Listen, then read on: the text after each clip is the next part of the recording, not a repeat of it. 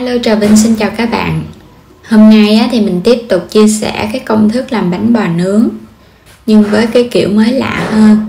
Bánh ở trong cái khuôn bánh khọt nè.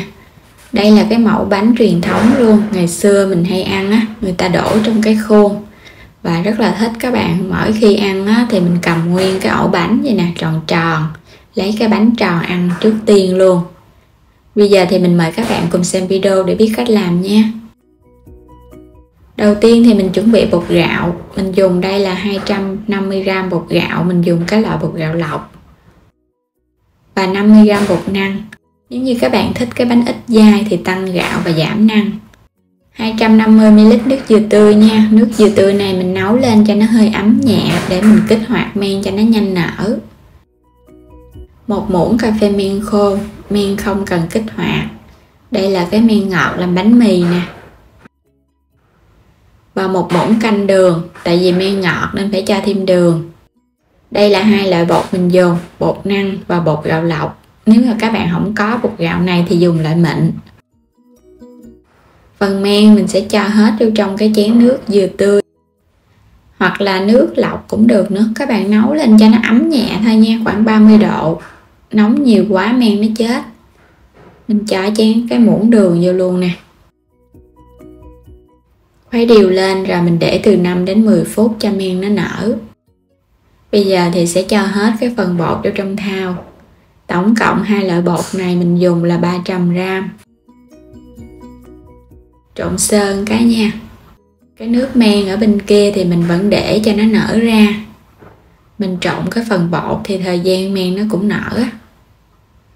Đây, men nó nổi lên trên mặt vậy nè, là men còn hoạt động. Còn nếu các bạn để mà không thấy nó nổi á, nó vẫn chìm giống như lúc ban đầu mình khuấy thì men đã hết hoạt động thì các bạn bỏ đi nha. Không thôi mình cho vào bột mình chờ hoài mà nó không có nở á. Rồi bây giờ sẽ trộn. Mình cho vào từ từ để mình trộn cho phần bột của mình nó nhanh tan. Chứ cho vô một lần á thì nó lâu tan á. Mình trộn trước vậy nè, nó tan nhanh lắm. Xong rồi mình sẽ nhồi nha. Cái bước nhồi sẽ giúp cho bánh của mình có nhiều rễ tre. Các bạn nhồi khoảng 5 phút là được à. Nhồi đến khi nào mà nó xuất hiện nhiều cái bong bóng là được. Không có cần phải chính xác thời gian đâu.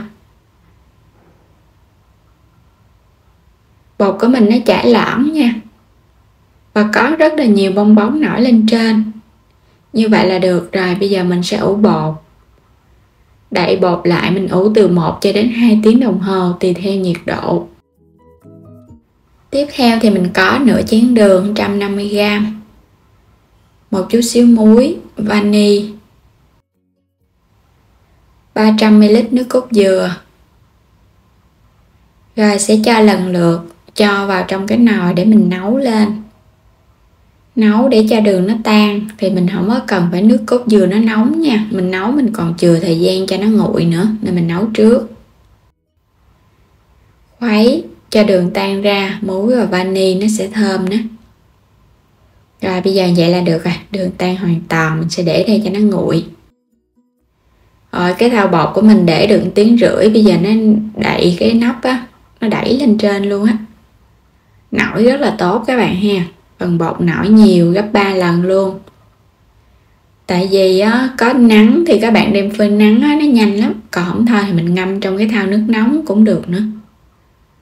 Vậy là được rồi ha. Cái phần nước cốt dừa đường nè, còn ấm nhẹ thôi, không có được nóng nha, hoặc là nguội cũng được nữa.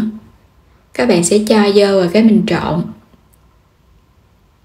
Thì tổng lượng chất lỏng mình cho vào trong bột này là 550ml. Có nghĩa là 300g bột, 550ml nước.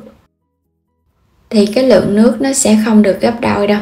Mình không có dùng gấp đôi, nếu gấp đôi thì cái bánh nó hơi mềm. Cho hết vô rồi các bạn cũng trộn đều lên. Mình trộn cho thật là kỹ.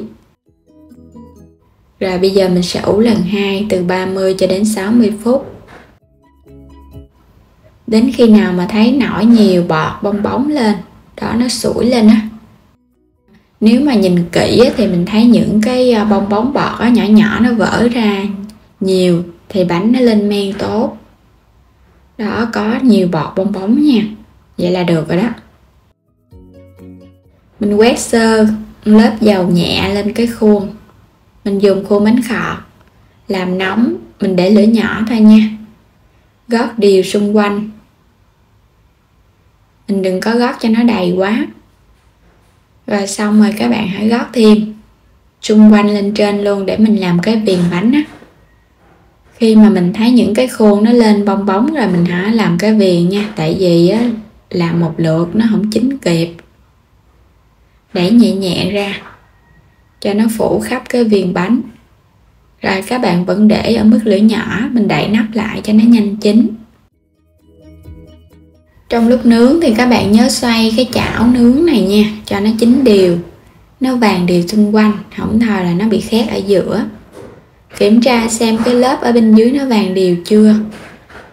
Mình để lửa nhỏ thì cái chảo nướng này khoảng 8 cho đến 10 phút nó mới chín đó.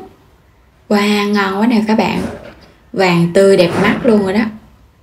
Sẽ lấy bánh ra nha, để sang bên. Nhìn hấp dẫn quá nè. Đó, nó vàng và nó ngon ghê ha. Mình cho bột vào, không cần phải quét dầu nữa. Trong bột mình cũng có nước cốt dừa đó, cho nên mình chỉ cần quét dầu một lần đầu tiên thôi.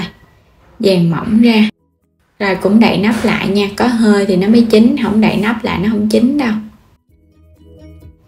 Mình làm xong rồi thì mình cứ gấp ra, rồi cái mình làm tiếp nha.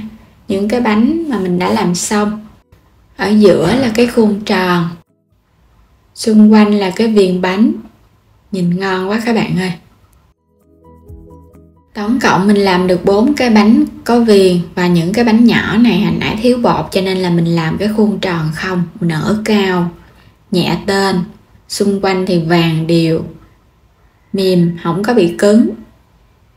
Cái công thức này thì mình thấy bánh nướng ngon á.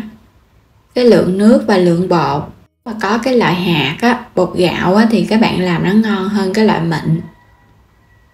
Còn mà nếu mà không có loại hạt thì mình dùng loại mịn, mà mình phải nhồi kỹ đến khi nổi nhiều bong bóng bánh mới có rễ tre nha.